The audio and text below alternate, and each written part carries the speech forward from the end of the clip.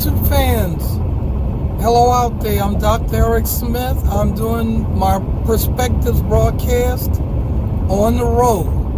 I like to start off and tell you a little story that I don't share with many people in a public forum.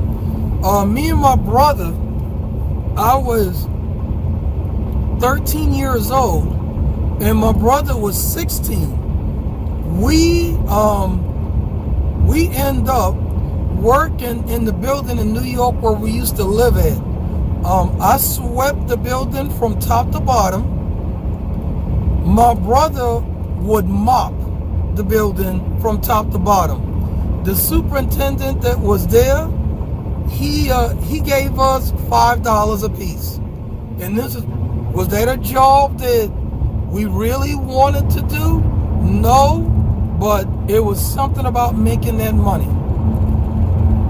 Last week, more than 16 million Americans filed for unemployment. People who would bypass a fast food restaurant and sit home and draw unemployment. I'm not throwing a break at anybody, but what I want people to think about is this.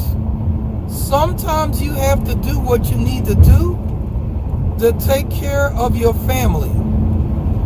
Get the job you need to help pay the bills, and then later on get the job that you want.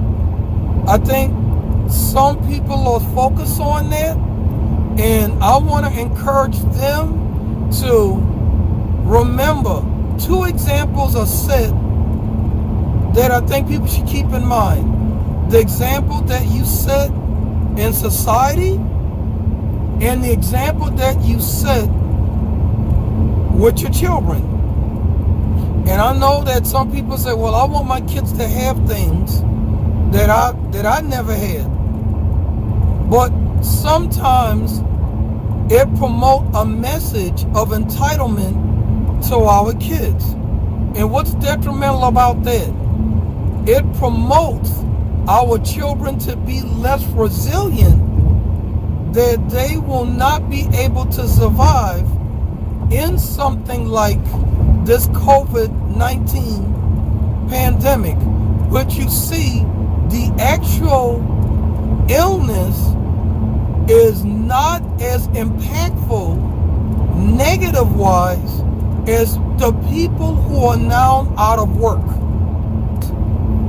And I want to say something right here, and I don't want to get on a religious message, because I want you to think about this. Don't have the faith that waits. Have the faith that takes. There's 2 things about this COVID pandemic that I think are so positive. Number 1, how people are starting to come together and realize that through a village, we can raise children.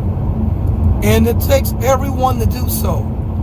From your first responders, your police officers, your fast food workers, the people out here who's driving trucks, your law enforcement, your judges, the military.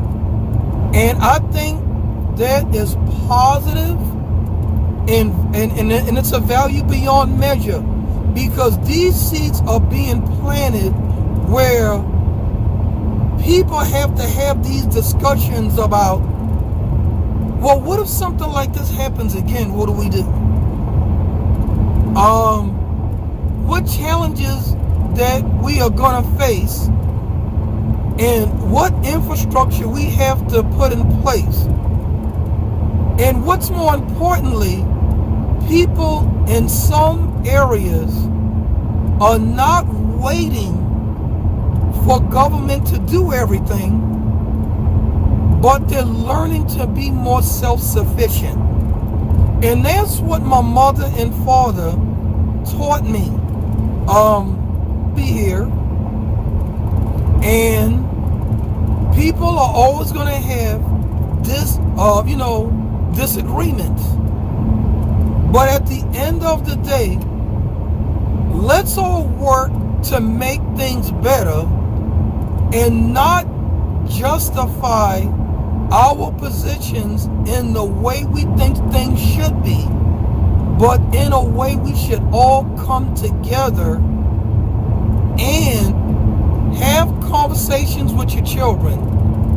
Teach them to get out there and be resilient. If you give them everything, they learn nothing. But if they are taught to be resilient, where they go out there and get things on their own, then they will be able to teach their children. And I think in that case, COVID-19 opened up a lot of eyes. When you have bands of people that form together, those bands cannot be easily broken.